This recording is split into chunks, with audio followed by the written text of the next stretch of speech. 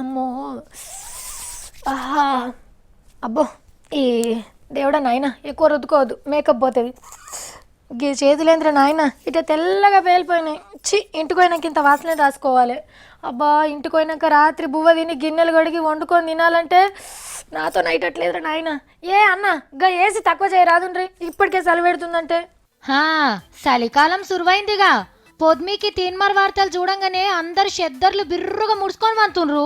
పొద్దుగల్ల మళ్ళా తీన్మార్ వార్తలు సురువయ్యేదాకా పురుసాతని.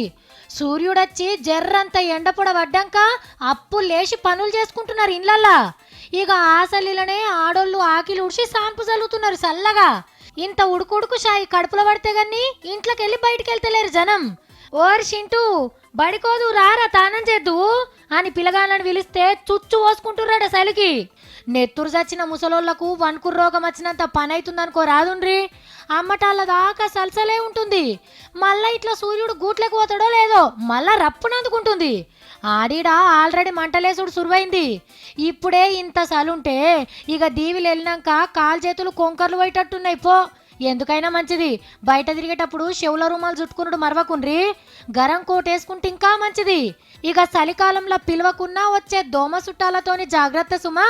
మొత్తానికైతే ఈ తాపకు ఎండాకాలంలో ఎండలు దంచినాయి, ఆనాకాలంలో ఆనలు దంచినాయి.